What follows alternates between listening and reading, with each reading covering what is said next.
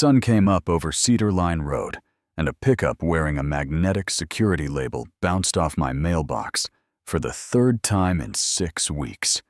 Metal-kissed brick. The airbag sighed. Dust drifted over our fence line, while that little red flag stood there like it was saluting the mess. Duke Malloy climbed out, rubbing his elbow vest on no badge voice loud enough to scare a crow. "You booby-trapped county property." "Randall," he barked, and I walked down with my coffee and my comm and tapped the sticker inside the lid. Approved model, breakaway core. Set back on private easement, signed off by the county. You know what I mean. Deputies showed up first, then a gray sedan with a small crest, and Inspector Reyes stepped out like the part of the movie where grown-ups enter the room.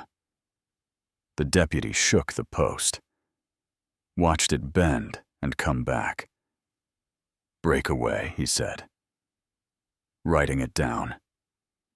Reyes photographed the sticker, the scrape on Duke's bumper, the plate with a nicked 5. And when someone said the words, federal property was struck the whole morning. Got very quiet in a useful way. Here's the part I didn't say out loud right then. The crash was loud, but the night before was the thing that put ice on my neck. Around 1:58 a.m., my gate cam caught a shape by the road, and a truck nudging forward a couple feet, like it wanted to remember how to roll. No voices, just the glow of a phone, held low. I'm slow to accuse and fast to fix, so I pulled a trail cam off a barn nail, set it low in the cottonwood, where it could see plates and faces. Without asking them to smile, ran a skinny cable to a recorder and a little link to my phone, and I taped a quiet note inside the mailbox lid about the federal statute. Not a shout, just manners for people who think uniforms grow on vests.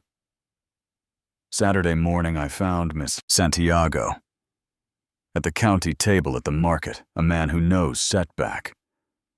The way ranchers know wind slid him a drawing he stamped and signed and circled breakaway, like a teacher circling the right answer. The postmaster later said, "A locking door would make our carrier happy." So we put that on the list too. At dawn, the app buzzed. A dented pickup drifted right, like a lazy shark tapped my post. Kept rolling the plate, filled the frame that nicked 5, clear as a scar. And I didn't chase, I saved twice. Then, Aaron and I watched the clip 3 times at the table, even though once was enough. Sometimes you sit with truth until the sting turns into a plan. She drew a line down a yellow legal pad. What happened? What we can prove. 4 words under proof date, plate model code. Then she circled code, because bullies argue feelings and code doesn't care about your morning. I bought the approved locking box cut. The 4-inch round core, and drilled the yield slots clean. Poured a small base designed to fail. Before force turns, mean. Slid a hollow brick sleeve over it, because Aaron likes things that look like they belong, and I like sleeping indoors. Took time-stamped photos at each step, mirrored files, handed a copy to Walt, and another to Aaron. Chain of custody, not as a phrase, but as a habit. And right when the new box stood ready, and that little hum you get from a straight fence line settled in sagebrush meadows, HOA did what loud rooms do when they're losing.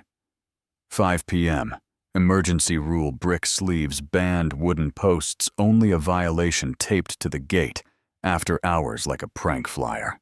Aaron called the county. Mr. Santiago sent a polite little thunderbolt back. County code outranks HOA paper breakaway cores, are approved sleeves that don't carry load, aren't structure numbers over noise period. A print shop clerk I didn't know emailed asking for a wood post flyer that looked old. Yeah, that happened.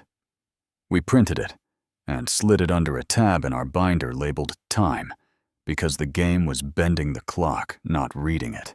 I went to the next board meeting with a still printed big as a placemat, that plate with the nicked 5, and asked for one simple thing: stop swerving at mailboxes. Brenda Knox, board president, smiled like a dentist and said the video was hard to read, then moved on to landscaping and dog poop, and that told me everything I needed to know. Not about grass, about courage. Outside in the heat, Duke leaned on his truck with a sling. He didn't need any more. Better builders don't whine, he said, and I said.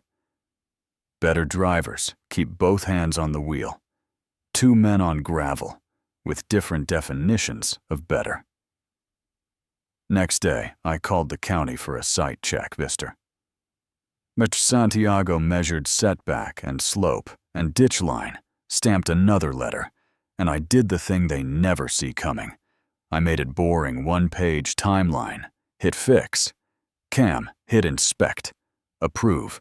No adjectives, just verbs and dates. Paper like a bucket, poured over a match. They tried to peel the sleeve anyway. White van with a rented logo. Neon vests. Jackhammer in the bed, here to help you comply. The man said. Quick job. And Erin raised her phone and read the timestamp. The ratchet clicked once, then a county truck nosed in, and a small badge caught the sun. The ratchet clicked in reverse, and those men moved faster than cats from a bath. That night, the minutes posted online, and suddenly notices mailed before the crash appeared like a snake that wasn't in the grass yesterday. File properties showed a 1:03 a.m. edit. Same user, same night. And we didn't shout, we printed the agenda. I carried, printed the posted minutes, printed the properties page, and slid it under time, while Erin said. Straight, and the house felt sturdier. A week later, they served me with a civil complaint. Negligence, intentional harm, emotional distress, unauthorized structure. Called my sleeve a wall, and my core solid steel, and Duke an officer, and even pasted a fake quote from an account I don't own. And we hired a lawyer named Carter, with a small office and very large ears. He tapped the table 4 times. Breakaway core private land. Federal statute, clean record. Then built a binder with tabs you could read from across the room, and a top page called Facts, with 10 lines that didn't waste a word. Depositions peeled off costumes 1 button at a time. Carter asked Duke if he'd held center lane the morning of the crash. Yes, Duke said. Carter slid a still showing the tire arc, bending right like a drawn smile. Did you turn your wheel to the right before impact? Yes or no, and after the longest second of his day? Yes, then are you a sworn officer in any jurisdiction? No. Then why the vest? People listen, and the court reporter typed that pride into the record. Brenda sat next. Who edits the minutes I do? Do you log changes? We post the best version. Did you mail notices before the crash? Yes, and Carter didn't argue. He laid 2 prints side by side agenda and posted minutes that new line, living only in the 1:03 a.m. version, and let silence do push-ups. Court smelled like lemon cleaner and paper. The good kind of serious. Mr. Santiago set a short demo post on the floor, clipped on a pull scale, leaned, and the core sang a quiet creak and stood back up. Breakaway, he said, pointing to yield slot's base fails.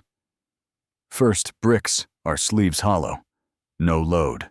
Physics, not opinion. Inspector Reyes testified neat and heavy. Federal property model verified plate match referral made, while Brenda's lawyer waved a blown-up photo and called my post a wall. The judge held up a hand. "We'll need proof your client is law enforcement unappeared," and the room slid a few feet toward reason. Carter put the minutes under the document camera bottom corner blinking with 1:03 a.m., traced 2 lines on the gate fob logs. 1:56 a.m. Brenda at the side gate. 1:58 a.m. Duke's truck at the main entrance. Then played the midnight clip robe, hem phone, glow engine, nudge, plate, flash crescent, crack in the tail light. Both figures running. Our quiet board member confirmed what took courage to say aloud. No mailed notices, a 2-1 vote that later became 3-0, and a message that read, "Meet near Randall's at 1:45. I'll bring the truck no paper." And the judge didn't make a speech, he ruled. Mailbox compliant brick sleeve. Non-structural emergency removal. Denied and still denied.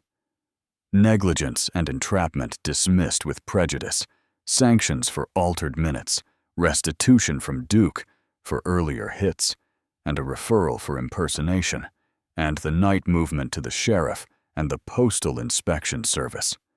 1 gavel tap, not loud. After that, it wasn't fireworks. It was plumbing.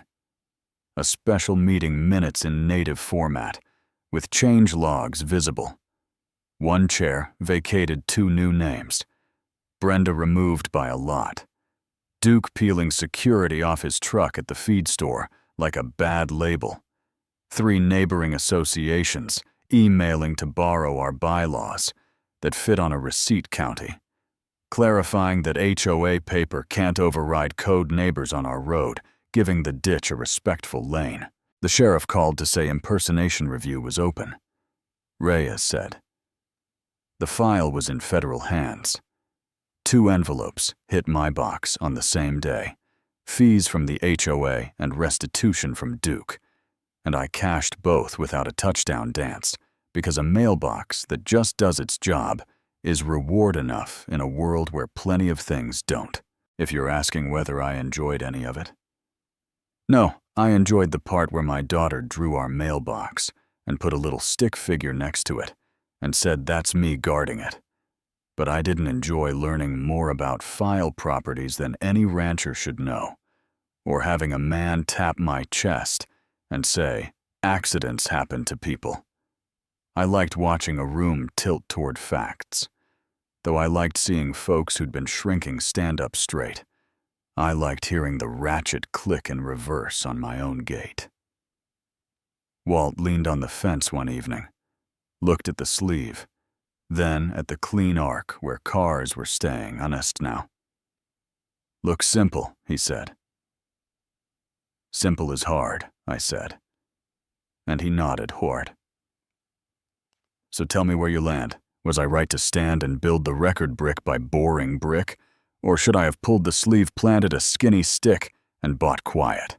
Did the board deserve bright lights for what some will still call clerical clarity? Or was that the only way to stop a story that kept trying to rewrite itself at 1:03 a.m.? Drop your take in the comments. Tell me what you've seen. Fake authority bent minutes, or the kind of neighbor who used paper and physics to push back.